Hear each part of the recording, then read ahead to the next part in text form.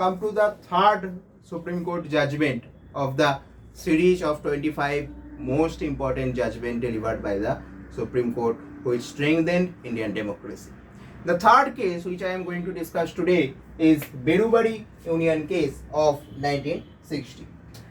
So what's the background of this case? The Berubari Union case was a dispute between India and Pakistan over the possession of land conclaves of Berubari Union located within the Jalpaiguri district of West Bengal. The dispute was resolved through Nehru-Noon Agreement of 1958 which provided for the division of Berubari Union between India and Pakistan. The question of whether the Indian Parliament had the power to cede an Indian territory to any foreign country under the Indian Constitution was brought before the Supreme Court of India.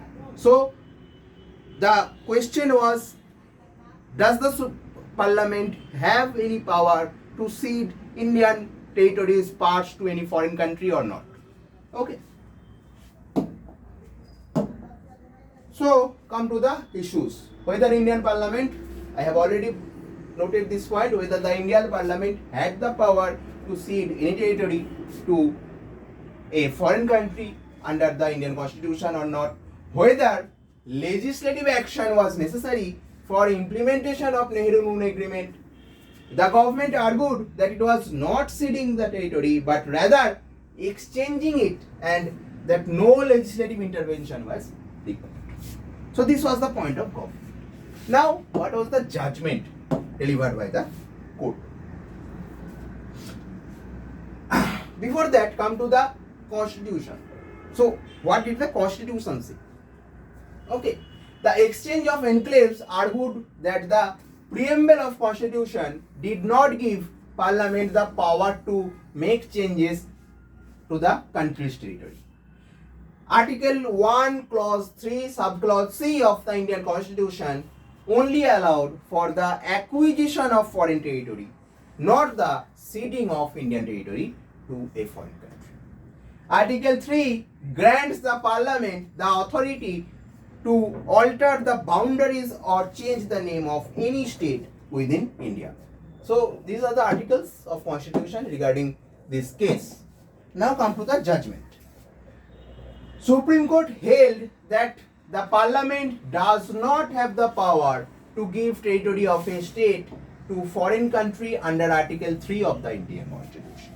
So this was the judgment, main part.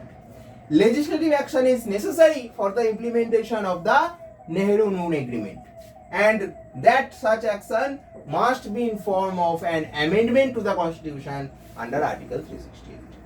The preamble of the Constitution serves as a guide to open the minds of the framers of the Constitution. But it is not the source of powers given to the government by the Constitution of India. And preamble cannot be used to declare any part of the Constitution as ambiguous and it cannot deprive the legislature from performing its own functions. Okay, so this was the judgment. Now come to the implication of this judgment. The judgment clearly states that the Parliament does not have the power to cede any territory under Article 3 of Constitution, but that it may do so through implementing or through enacting a constitutional amendment under Article 368.